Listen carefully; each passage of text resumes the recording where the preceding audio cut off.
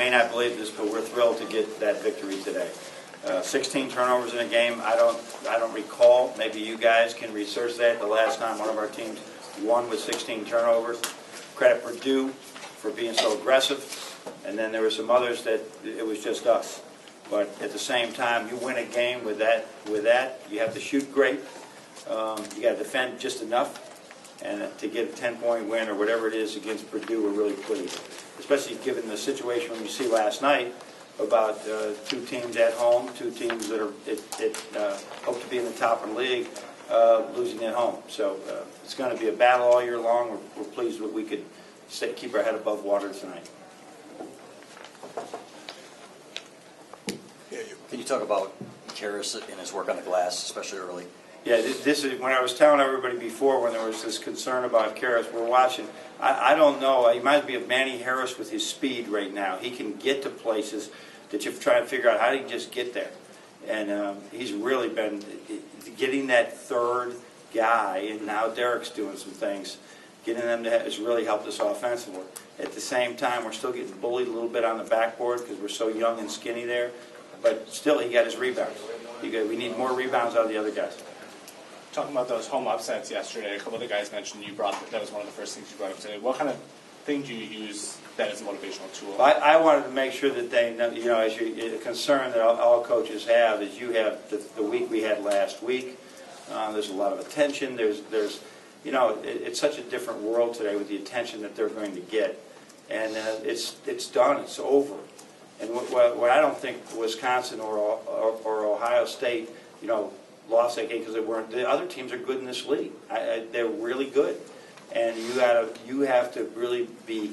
If you lose a game, make sure you lost it because the other team was better than you. Not that you didn't take that game seriously. And Purdue is really good. On your right with Brendan. Coach Painter was up there saying that most teams, they think of Glenn and Nick when it comes to Michigan, and that kind of frees up Karras to do a lot offensively. But how do you view that in terms of where his production level and maybe perception versus reality when it comes to his importance offensively? So it's the same thing as we see with Nick we see with Karras in practices last year when we just said we got to burn this red shirt. He does these things, and he's playing off residual action much like Glenn did last year. He just finds spots. There's very few things called for him other than he's in space where he can attack or get open for threes. Having him become a knockdown shooter right now has been important. But he's got a good handle, and he's got good length to him.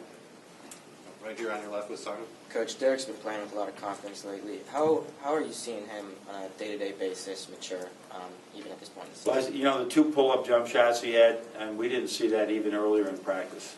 I mean, that's something that he's been working on. Val Jordan does a great job with him. I mean, those were shots that a number 3 used to hit last year for us over and over again, and that's important. Now, while he's not there, being able to hit that mid-range jump shot with the way you're not going to take it to the hoop too much on Hammonds. I mean, he's going to beat that stuff off the board, so you got to be able to pull up and shoot it in. And his growth of just confidence of what we're doing, what the right plays are, has really been nothing short of amazing based on what an 18-year-old, still 18, what an 18-year-old has to do. On your right with John. You mentioned being happy to win with those turnovers. Was it more them, or did you see things? I'm not sure until I see them. They gave us more pressure. Their numbers for steals was not big in the league, and we actually thought we came up trying to say, all right, are they going to let us pass, or are they going to take us out of our stuff? And they tried to take us out of a lot of things. We still could run some things, but they were really good with their defense. They got their quickness is amazing. And so they used that quickness to just get in some gaps, get in some passing lanes, hit the steals. And we got shook there when it got 19-18, and they came after us. And thank goodness we settled down, ended the half strong. Right here on your left with Joe.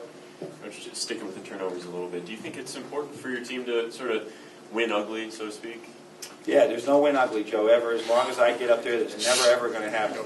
But I will. It's just I praise the team for sticking in there and fighting through the adversity that we had by the ones that they caused and the ones that we dribble off our foot. We didn't catch the ball. We're just losing the ball out of bounds. then you can't feel sorry for yourself to get back and try to defend. You know, it seems like they got a lot of easy buckets, but 43% for us right now, we'll take that.